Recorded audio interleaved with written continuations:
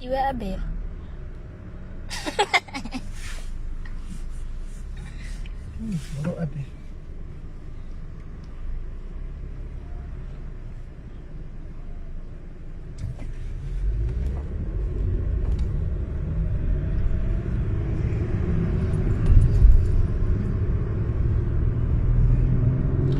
Hi guys, that's what kind of feedback.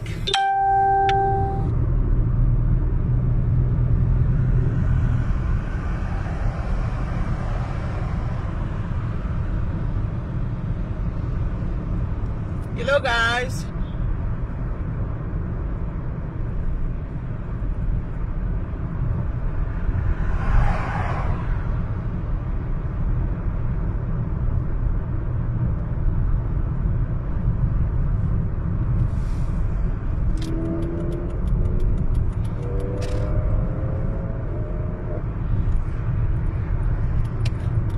Hey guys, what did say guys?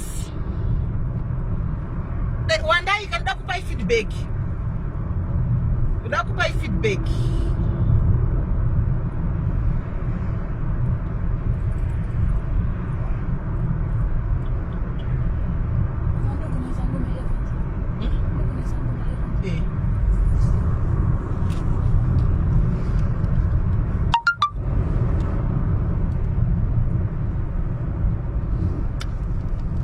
One day guys, need pay feedback.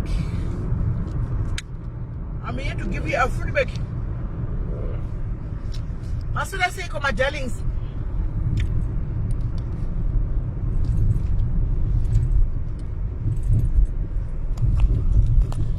Hey guys, mascara say.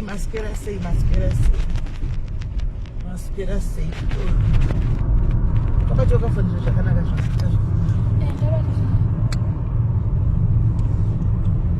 Mascara say guys, takudzokera kumapras, takudzokera kwedu. Enda nafunga kumba. Takudzokera kumba.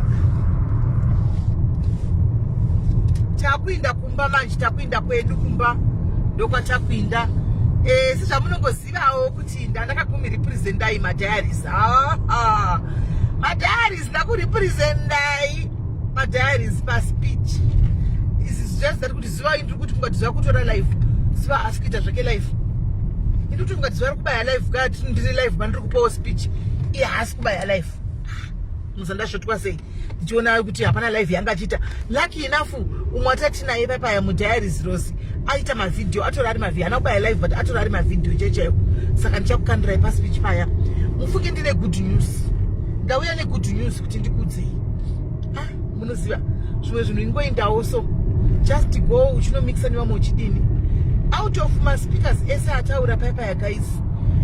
Munoziva nditi anonzi PI pakati. Munomziva PI pakati, munomziva anonzi PI pakati. Bari pa Facebook munomziva here. Ndipei sign tone. Do you know munomziva anonzi PI pakati. Munomziva. Ndiye munhu akabata fana goni kuverenga shoni. Kadenda taverenga comments intono kuti munomziva here. Aione nesu. Tatakusa nesu.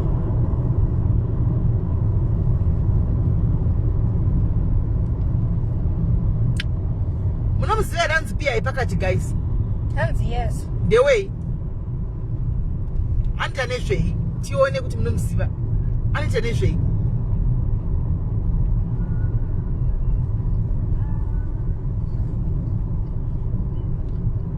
Anita nezvei.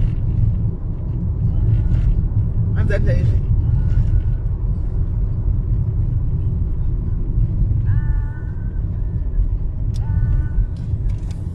Munomziva here.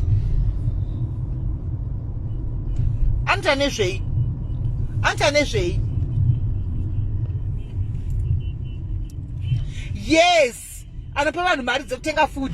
Yes guys. So andizivi andimozati guys hakuna munhu akamboona. No one has ever seen face yaningiri yaPI pakati. Handimunoziya. Hakuna munhu akambobvira ona face yake. I don't know kuti ndiye here. Kuti asiri here I don't know.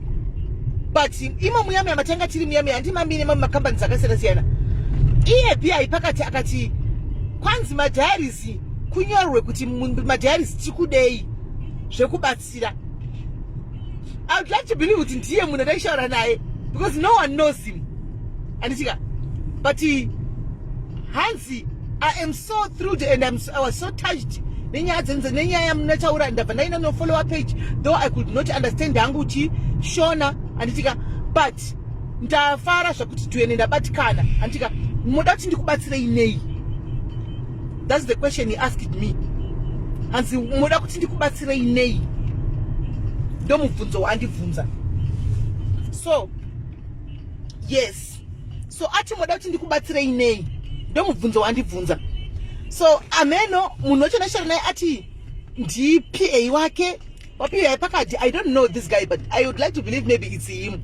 So ndikamuti I'll just go ndonitaura nani ndonitaura ne madiaries actually kana iwo chiti uri PI wa PI pakati ini ndobva nampa namba dzani dza manager vanove ndo chairperson. Aimoziva kuti chairperson wedu panapa ndo manager wedu ndo manager wangu panapa chairperson vaya Mkoma Gordon ndo manager inini mungana ngata maflop guys munoenda kunotuka Mkoma Gordon changata animaona ndikacha flop tete you guys munova munoenda kunopedzera shungu kunani because ndivo vanenge vandireka chita maflop andimaona. Saka ndamupa namba dza chairperson dza manager kuti vakwanise kucommunicate and then maybe chairperson vachanogara pasi handizivi neWhatsApp group kuti kuonekwa kuti chiri chatingade chii because mubvunzo tabvunzwa ndapiwa namba asi ndativapa namba ndatira kuedha mukoma iwo manager pa 3-way call but manager vanga vari busy on another line.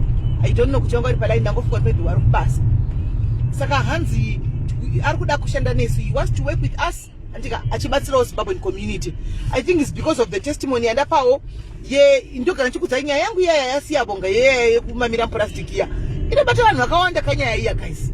Unozere nyaya yakaoma kaiya. Hey, nyaya yakaoma iya guys kuti inobata vanhu kuti wakamamira plastic uchinzwa ushandisi toilet guys. Saka I think a little bit of background yekumudzawo kupinda wandakaita munomu kuvaudza kanipindawo kalife history kangu kupinda ndakaita munomu zvandakasangana nazvo as a foreigner in this country, how we started diaries mulockdown level 5 patave vanhu vatiri kubatsira patave and everything. Our guys chirungu nhasi chakachita kuflowa kuita kungoflowa chirungu kuita kuflowa muzati ndaseka. So Hansi nemwe mudiaries anga aripo. Saka sisirelika makaoma munobata vanhu kumese muchita kunge balance zvenyure mustreet zvingagonekana chirungu chimuchamba muchara kumberi kokupedza here 30 minutes muchingongongota nechirungu kana nochi ndikasaka munofunga kuti handikoni chirungu. So wakandisa nofunga kuti nokungwara kwandakaita ngwara ndokukoniwa chirungu here iwe diary kwana iwe majokes angu anenichitaya ndenichita mafanisi angu anenichita kuti vanhu vaseke hanimaona. Ehe achachiflowa chirungu guys nhasi chabuda zvisingatomboiti. Ndichakanda mavidhio muchaonawo akana mistakes zviripo zvingo 1 2 asi kana tasvika pakuti takuda kutaura zvinhu zvonana ambassador tichida mafavors guys tinotochireketa chobuda chete ndokuti